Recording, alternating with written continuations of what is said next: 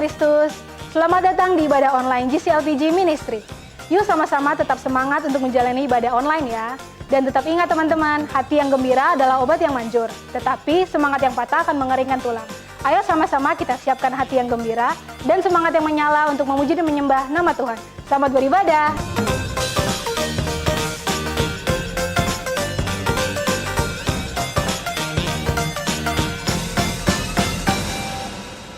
Teman-teman, mari kita siapkan hati dan pikiran kita untuk memuji dan menyembah nama Tuhan.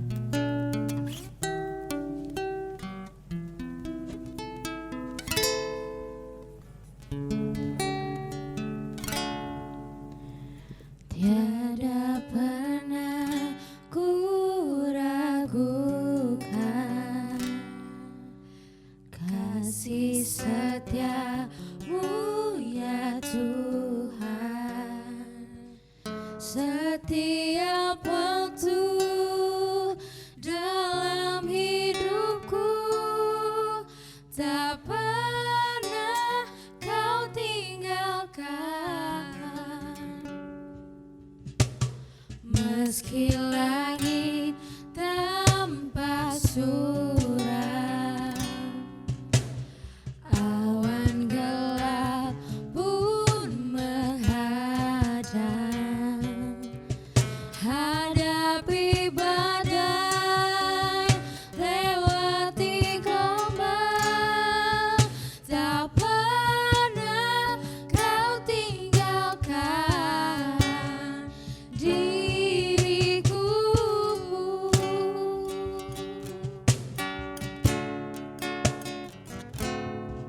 Walau seribu rebah di sisiku,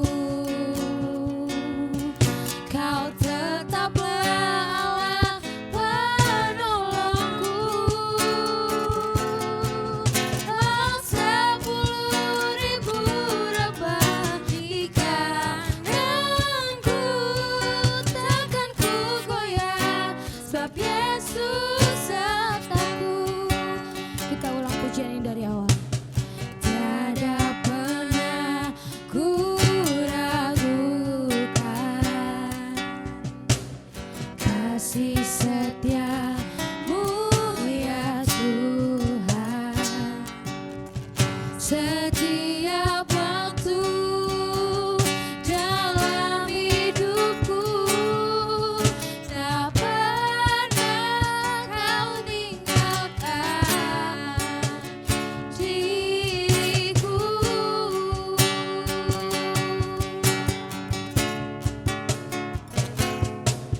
Walau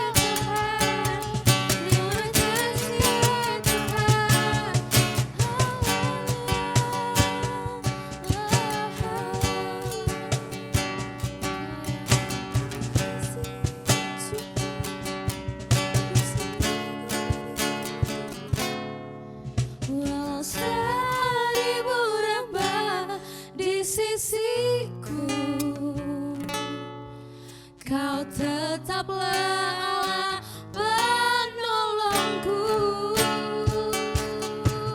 Walau 10.000 rebah di kananku, takkan ku goyah, sebab Yesus sertaku.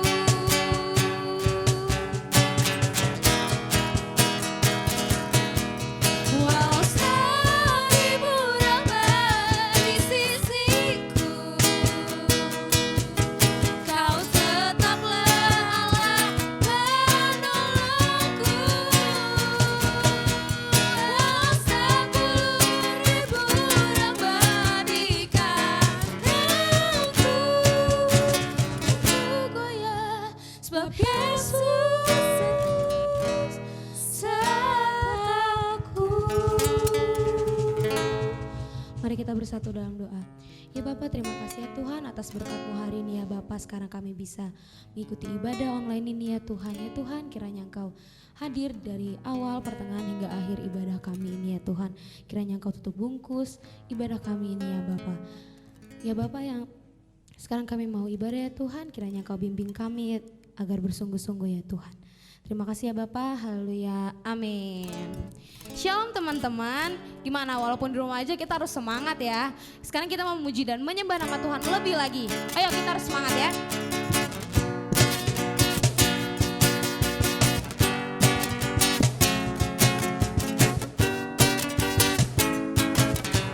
Kau gunung batuku dan kau kota bentengku, tak aku ragu. Kau menjamin hidupku, kau keselamatanku, dan kau yang membelaku, tak akan ku takut. Kuasamu di dalamku, walau badai menerpa di dalam hidupku ini, namun tanganmu Tuhan mengangkatku tinggi. Kau Tuhan yang benar, tak pernah tinggalkan. Dahulu, sekarang, selamanya, janjimu tak berubah. Kau Alfa dan Omega, awal dan akhir. Semesta alam memuja Engkau Tuhan yang benar. Kita ulang dari awal. Kau gunung batuku dan kau kota bentengku, tak akan ku ragu. Kau menjamin hidupku, kau keselamatanku, dan kau yang membelaku, tak akan ku takut. Kuasamu di dalamku, walau badai menerpa di dalam hidupku ini, namun tanganmu Tuhan mengangkatku tinggi. Kau Tuhan yang benar, tak pernah tinggalkan. Dahulu, sekarang, selamanya, janjimu tak berubah. Kau Alfa dan Omega, awal dan akhir. Semesta alam memuja Engkau Tuhan yang benar. Kau Tuhan yang benar, tak pernah tinggalkan. Dahulu, sekarang, selamanya, janjimu tak berubah. Kau Alfa dan Omega, awal dan akhir. Semesta alam memuja Engkau Tuhan yang benar. Semesta alam memuja, semesta alam memuja, semesta alam memuja Engkau Tuhan yang benar. Amin. Oke, mari kita siapkan hati dan pikiran kita lagi untuk mulai firman Tuhan.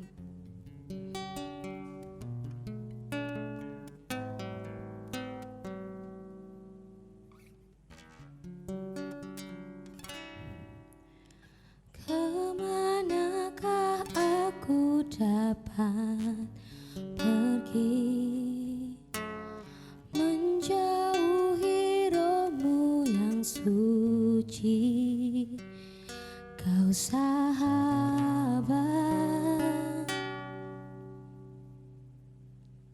dan Kau dekat.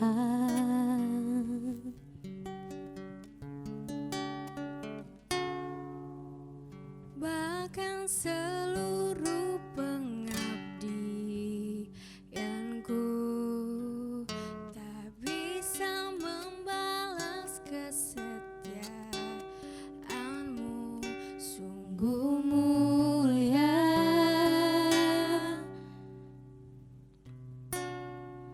dan berharga,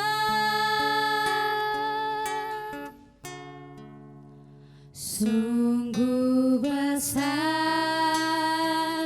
pengorbananmu bagiku, terlalu dalam untuk dimengerti.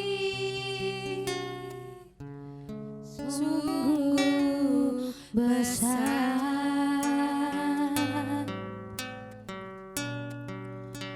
sungguh indah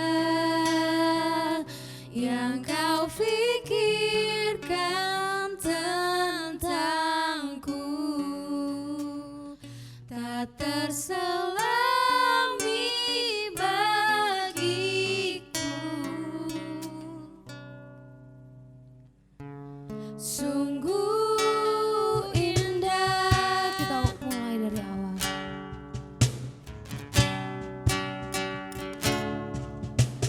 Kemanakah aku dapat pergi, menjauhi rohmu yang suci, Kau sahabat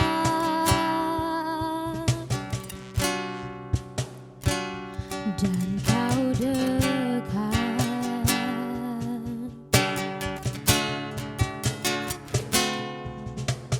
Bahkan seluruh pengabdianku tak bisa membalas kesetiaanmu. Sungguh mulia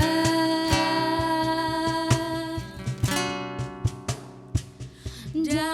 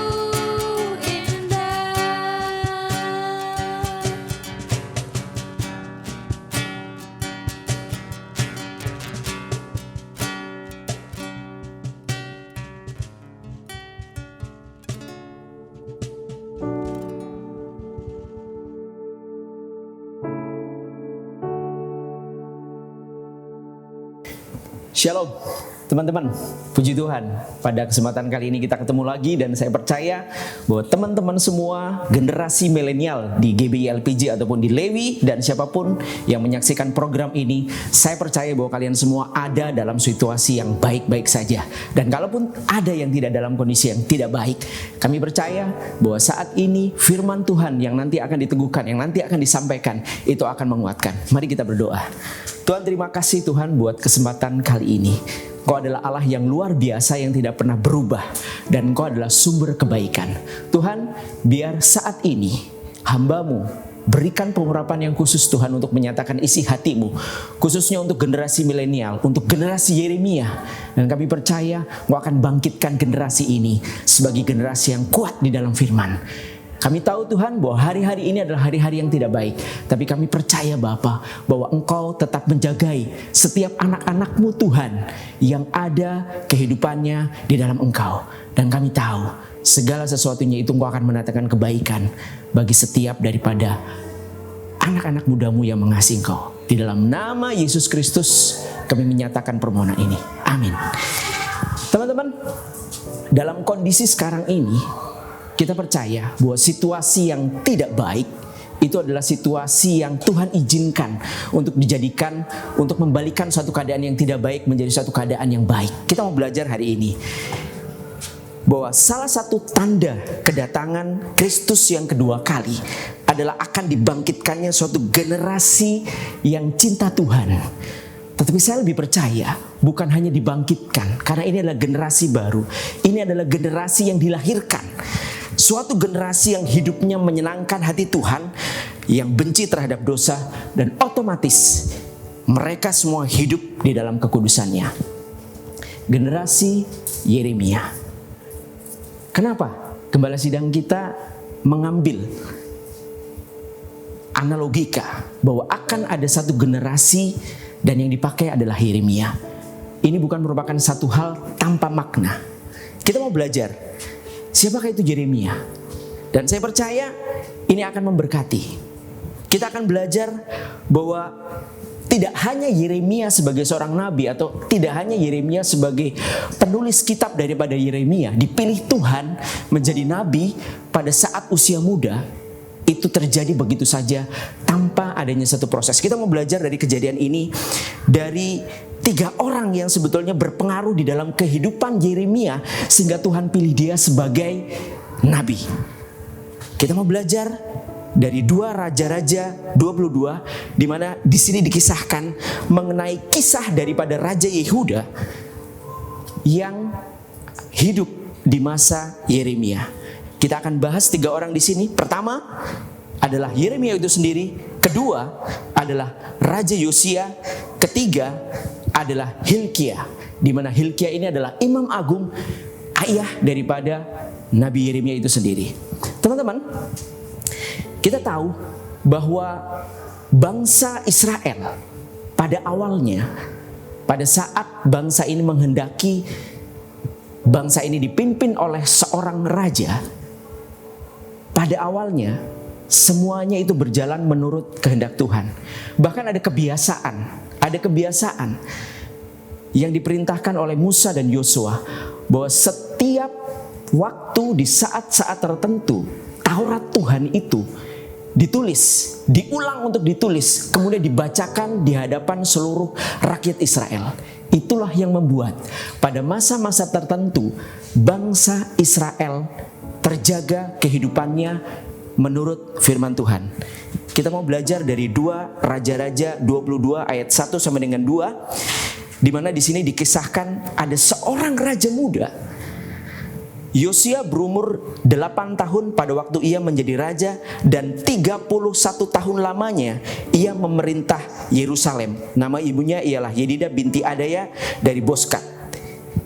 Ia melakukan apa yang benar di mata Tuhan dan hidup sama seperti Daud bapa leluhurnya, dan tidak menyimpang ke kanan dan ke kiri. Tetapi saya lebih suka untuk menyadur kalimat ini dari bahasa Indonesia sehari-hari.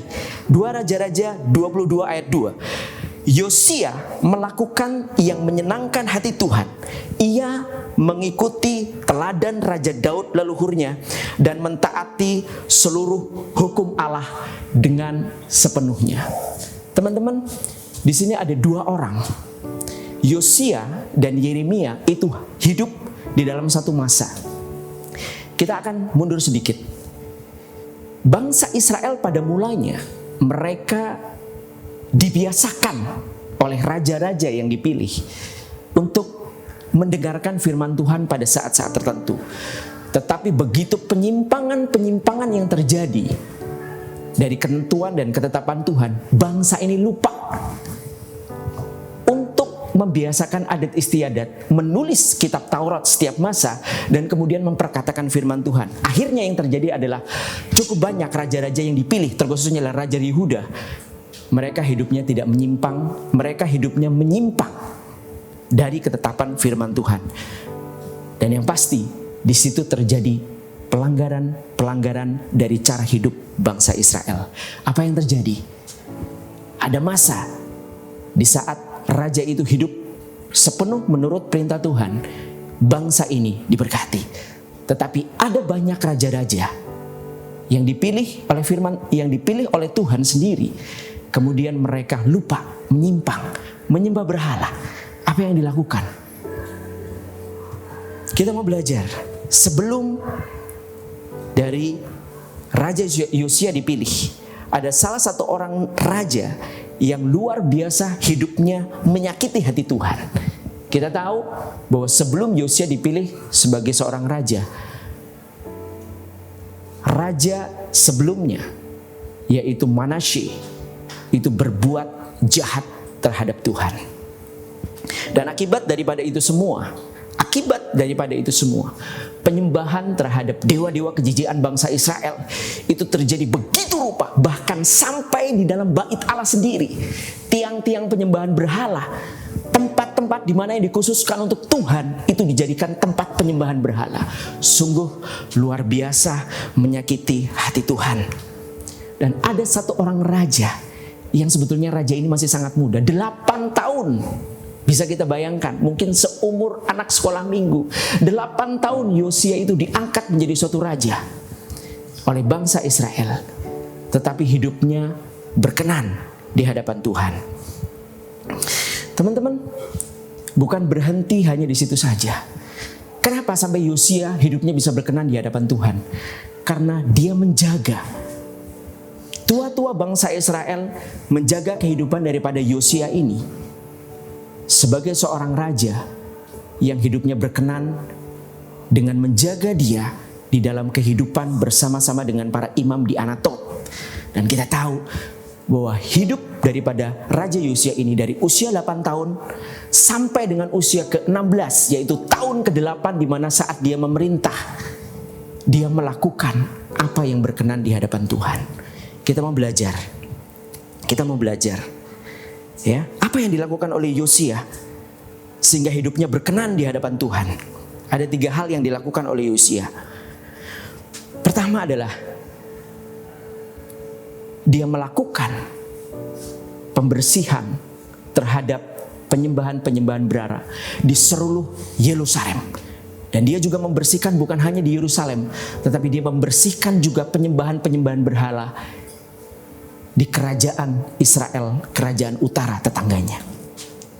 Saudara tahu, bukan hanya itu, tetapi Yosia terus merespon. Hidupnya dituntun, hidupnya dimentoring oleh Imam Hilkia yang kita tahu ini adalah ayah daripada Nabi Yeremia. Dan bukan berhenti hanya dengan membersihkan setiap penyembahan-penyembahan terhadap dewa, tapi juga dia melakukan perbaikan terhadap rumah Tuhan. Ini hal yang terpenting. Pada tahun ke-18 masa pemerintahannya, sekitar usia 30 tahun, firman Tuhan, kitab Taurat Tuhan, itu ditemukan di dalam bait Allah.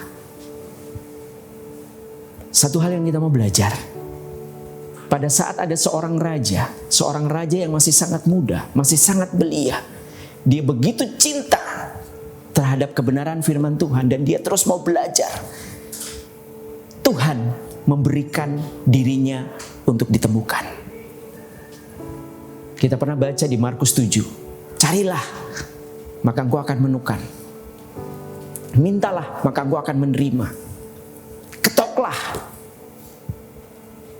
maka pintu akan dibukakan bagimu. Yosia tidak hanya berhenti di situ saja, tetapi Yosia selain dia merubah kebiasaan hidup daripada bangsa Israel, setelah dia bertobat, dia mengajak seluruh bangsa berkomitmen hidupnya untuk sungguh-sungguh seturut daripada perintah-perintah Tuhan. Jadi yang pertama, dia melakukan pembumi hangusan terhadap setiap bentuk praktek-praktek penyembahan berhala. Lalu yang kedua, dia memperbaiki daripada bait Tuhan, sama seperti kita. Sudahkah kita semua, generasi ini, membersihkan kehidupan kita dari setiap berhala-berhala? Apakah itu mungkin? Berhala-berhala hobi-hobi kita, berhala-berhala apa yang kita punya, aset-aset yang kita punya, materi-materi yang kita punya, ataukah mungkin kebiasaan hidup kita, free sex, narkoba, ataupun apa yang tidak menyenangkan hati Tuhan? Sudahkah generasi muda saat ini melakukan hal seperti itu? Pada saat kita melakukan sesuatu yang benar di hadapan Tuhan, Tuhan bersedia untuk ditemui. Pada saat Yosua mendengar firman yang dibacakan oleh panitera negara, baru sebagian dibacakan, Yosia bertobat. Karena dia melihat kehidupan bangsa Israel saat itu jauh dari tuntunan firman Tuhan. Karena kepemimpinan Manasye, raja yang sebelumnya, itu menyakiti hati Tuhan. Teman-teman, kita mau belajar di sini. Hari ini, hari-hari terakhir ini, kita mau belajar bahwa ada satu generasi yang dibangkitkan. Bahkan Gembala Sidang mengatakan bahwa generasi Yeremia. Kenapa Yeremia? Karena Yeremia hidup dan melihat satu bentuk daripada perubahan Raja Yosia untuk benar-benar melihat pembaharuan di dalam Israel. Yeremia melihat, Yeremia merespon. Dia dimentoring bukan hanya oleh ayahnya sendiri, Imam Hilkiah, tetapi Yosia pun merespon. Yeremia melihat respon seorang pemimpin untuk hidup kembali ke jalan yang benar menurut perintah Tuhan. Bukan hanya kebetulan, siapapun yang ada dan yang menyaksikan program ini, mari di hari-hari ini kita sungguh-sungguh mau benar-benar hidup di dalam Tuhan. Generasi milenial seperti apa? Generasi Yeremia seperti apa yang dipilih oleh Tuhan? Generasi yang hidupnya berkenan kepada Tuhan. Mari teman-teman, hari ini kita mau berkomitmen. Kita sebagai generasi milenial, kita sebagai generasi Yeremia tidak serta-merta begitu saja dipilih oleh Tuhan, tetapi kita harus merespon Tuhan seperti yang dilakukan oleh Yosia dan yang dilihat oleh Yeremia. Dan kita tahu kisah selanjutnya. Pada saat Yosia hidup berkenan kepada Tuhan, murka Tuhan itu ditahan. Tetapi setelah kehidupan daripada Yosia, raja yang selanjutnya, kehidupan daripada raja-raja itu tidak menyenangkan Tuhan. Murka Allah terjadi. Yeremia sebagai anak muda, Yeremia yang dipilih pada usia 18 tahun sebagai seorang nabi, itu menyuarakan kebenaran Tuhan. Mari, hari-hari ini anak-anak muda, hari-hari ini generasi milenial, mari kita semua belajar dari kehidupan Yosia, komitmen yang dilakukan Yosia, bahkan belajar juga seperti apa yang dilakukan oleh Yeremia. Dia merespon. Mari kita berdoa. Tuhan, terima kasih Tuhan buat segala hal firman yang Kau nyatakan melalui hamba-Mu. Dan biar firman ini tidak sia-sia, biar firman ini bukan hanya merupakan pengetahuan saja, tapi biar firman ini menjadi sesuatu yang membersihkan setiap generasi ini, yaitu generasi milenial. Dan kami percaya Engkau bangkitkan generasi ini Tuhan, generasi yang mau dimurnikan. Dan kami menjadi bagian daripada penggenap dari janji-Mu, bahwa kami menjadi generasi yang dipilih untuk menyatakan kedatangan Raja yang besar, yaitu Tuhan kita Yesus Kristus. Kami mempersiapkan satu generasi yang dimurnikan, yang dikuduskan, dan mau dibentuk. Terima kasih Bapa, terima kasih Yesus. Kami sungguh bersuka cita bahwa Engkau tetap membawa kami semua sebagai generasi yang terpilih bersama-sama dengan Engkau di hari-hari terakhir ini. Di dalam nama Yesus Kristus kami nyatakan permohonan ini. Amin. Tuhan berkati, dan saya percaya bahwa firman ini akan menjadi rema bagi teman-teman generasi muda semua. Haleluya. Sekarang untuk memberikan persembahan bisa lebih mudah loh. Silakan scan barcode yang ada di layar teman-teman semua. Kemudian masukkan nominal yang dikehendaki untuk memberikan persembahan.